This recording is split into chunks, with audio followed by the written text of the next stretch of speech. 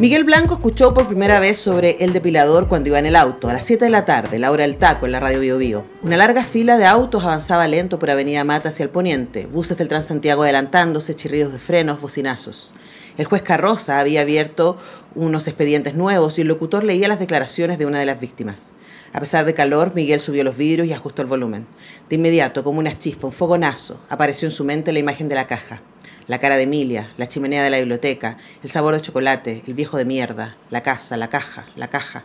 Apenas el tránsito empezó a fluir, se cambió de pista. Cuando llegó a la esquina con Santa Rosa, dobló para tomar el lado de la avenida, continuó hasta Bustamante y en la calle Rancagua enfiló hacia el oriente, hacia la casa de Emilia.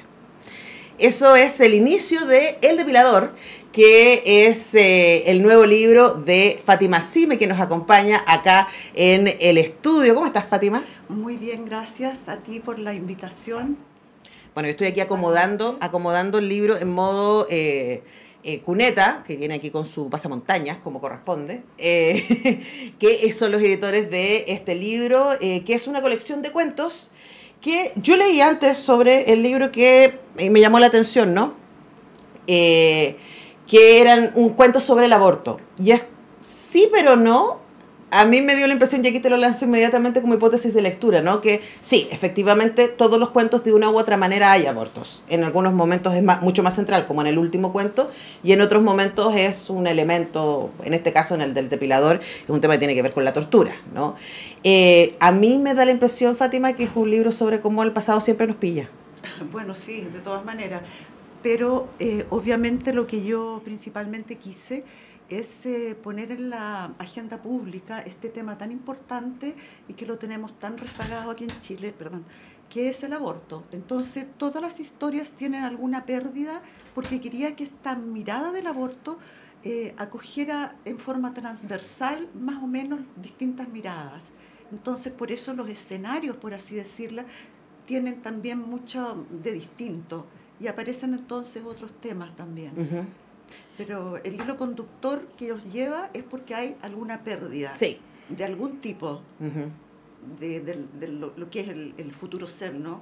Lo que es el feto. Y principalmente lo que yo quería era como que mi posición ante el aborto, que obviamente la tengo, no se transparentara. Uh-huh. Por eso también puse la mirada de un hombre con primera voz masculina en 2 de los cuentos, porque me interesaba también como introducir más al hombre en este pensamiento público que deberíamos tener frente al aborto, como futuro padre, ¿no?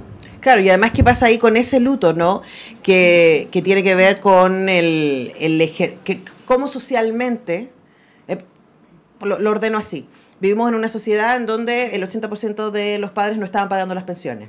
O sea, ese es el dato brutal, ¿no? Así es. Y uno dice, bueno, pero eso no es una casualidad, no es que haya 1 o 2 personas que piensan que pueden distanciarse de la paternidad. Socialmente aparece el aborto y la maternidad como un tema de una decisión de la mujer sobre sí misma y, por supuesto, inicialmente y básicamente es, en términos, y ahí estamos, un tema de derechos reproductivos, pero es súper interesante tu libro, ¿qué pasa con el duelo masculino? Exacto, esa era la el primer cuento es brutal en ese respecto. Sí, sí, que digamos era la intención que yo tenía. A veces estas intenciones que uno tiene en la vida, yo diría, no sé, una estadística, el 80% son fracasos, pero a veces como que a uno le resulta en lo que trató de hacer, y yo creo que en este caso me resultó, porque los comentarios que he tenido ha gustado mucho esto de la voz masculina o que se ha logrado como lo que yo quería poner, ¿no?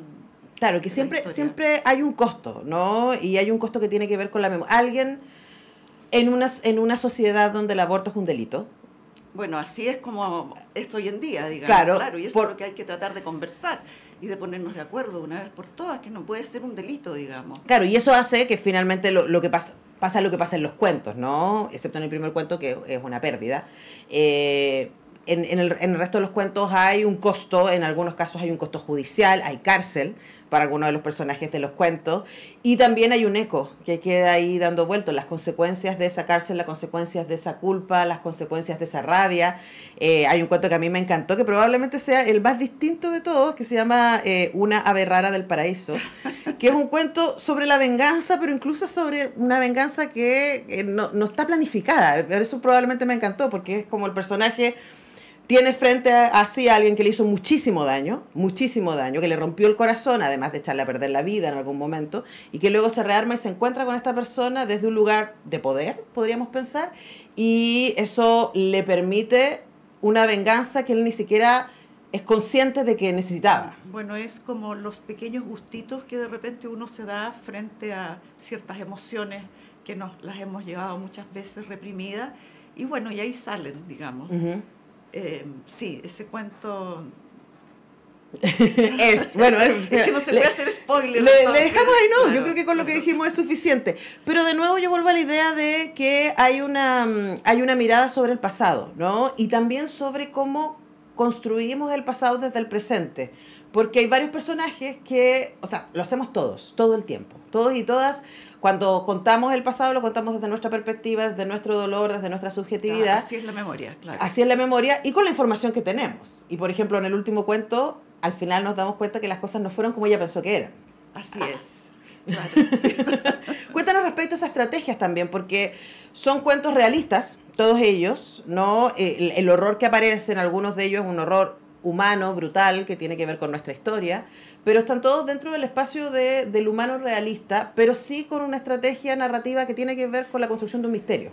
Bueno, claro, están hechos ex profeso así, porque lo primero que pensé yo era como, me interesa mucho el tema de la memoria, y veía como mis hijas adolescentes se iban perdiendo en la maraña de ideas que metamos todo debajo de la alfombra, etcétera.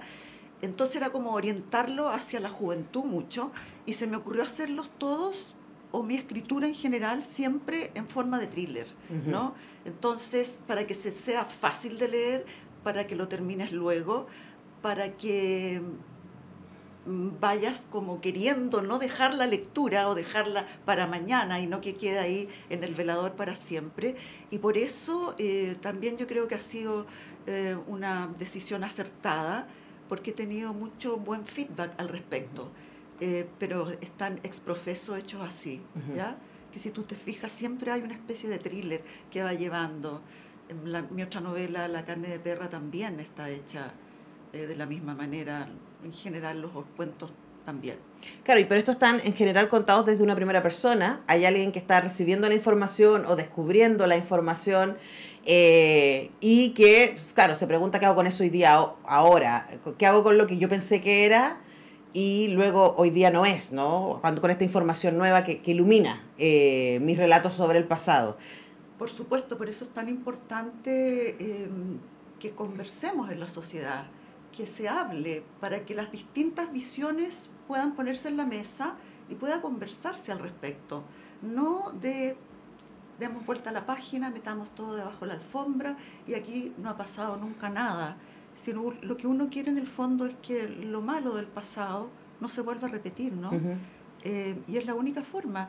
Mi interés principal era que con este libro que se conversara en la sobremesa, que tú le cuentes a tu amiga, oye, fíjate, leí esto, etcétera. A mí me gustaban mucho las invitaciones que he tenido a los clubes de lectura y cómo se arma entonces la conversación y lo que dices tú, que las diferentes miradas que uno tiene de la memoria, primero que exista la memoria y que después se puedan enriquecer con las miradas de los otros y poder llegar a una verdad colectiva, ¿no? Bueno, y de hecho, esa es una de las cosas que está comprobada que hace la literatura, ¿no? La literatura es nos otorga capacidad de empatía y de reflexión crítica.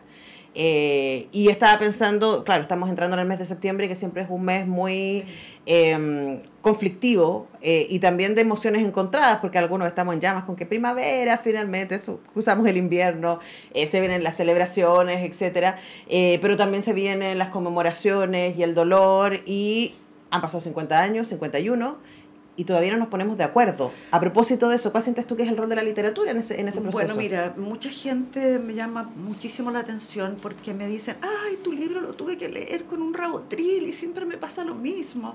Y yo digo, mira cómo es la literatura, porque el libro lo tienes que leer con un rabotril, pero la realidad que vives todos los días es 3 veces peor.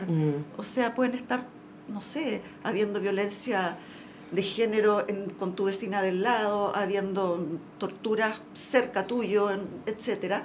Y no sé, a lo mejor estamos todos tomando rabotril en Chile, no tengo idea. Hay un porcentaje importante de la población sí, que está con antidepresivos, sí, es real. Pero uno no anda diciéndolo. En cambio, ante el libro sí le puedes decir a la autora, oye, tuve que tomártelo con un rabotril. Entonces, bueno, la literatura tiene un poquito eso, ¿no? El hecho de que te hace que las cosas pasen por tu misma emoción y tú te haces tu propia historia en tu cabeza y te remueve esas emociones mucho más que lo que a lo mejor hace la realidad, a la cual le pones un velo, el tupido velo, ¿no? Sí, bueno, ahí siempre viene a nuestra mente Heidegger, ¿no? Que dice que sí, pues, la obra cuando se oculta al mundo. Así y estamos tan acostumbrados al mundo que dejamos de verlo, y a veces la literatura es la que nos trae de vuelta. Claro, y además nos otorga esa mirada, ¿no? Porque hay que decir que El depilador de Fátima Sime, con quien estamos conversando ahora, ese cuento particularmente es un cuento que tiene que ver con derechos humanos, con violación a los derechos humanos durante la dictadura, pero el resto de los cuentos tiene que ver con dolores personales, con deudas, con conversaciones no hechas, con culpas, con responsabilidades y también con un poco cómo llevamos nuestros duelos internos. Así es, sí. Son diferentes, como te contaba al principio, diferentes escenarios, diferentes situaciones. Pero solamente un hilo conductor que es como el aborto, ¿no? ¿Y qué sientes? Perdón. No, que te iba a decir que a mí el cuento que más me gusta es el que menos me nombran siempre, que es Marta y Berta. Porque es una historia de amor, digamos, entonces, de profundo amor. A lo mejor por eso, ¿no? A lo mejor es como no estamos acostumbrados. Yo pensaba en ese cuento a propósito de los relatos que nos contamos respecto al pasado y cómo de repente te iluminan y te dicen, no, pero esto no era como tú creías. Claro. Y le pasa al personaje, es como, wow, entonces ¿ahora qué? Es como, espérate, todo este cuento que yo me conté en mi infancia no era. Y eso le pasa a la protagonista de Marta y Berta. Ahora, Fátima, el libro está en librerías, El depilador, editado por Cuneta, colección de cuentos. ¿Qué es lo que más te ha sorprendido del retorno que ha tenido el libro a propósito de los comentarios de los lectores y lectoras? Bueno, ha sido muy bueno. Es impresionante, me tiene sorprendida. Yo creo que es un tema que estamos al debe. Lo sentimos todos que estamos al debe y ha remecido un poco las conversaciones, lo veo en el feedback que a uno le llega. Así que creo que era un nicho no explorado y que El depilador lo tiene y que además es entretenido de leer. Entonces... Bueno, ahí se los dejamos entonces, El depilador de Fátima Sime, editado por Cuneta. Lo pueden conseguir ahí en su librería favorita, también por supuesto a través de las redes de Cuneta. Muchísimas gracias, Fátima, por venir. Gracias a ti, pues ha sido un gusto. Y gracias ahí al equipo de Cuneta que está aquí acompañándonos. Nosotros tenemos que ir a la pausa, a la música, ya regresamos.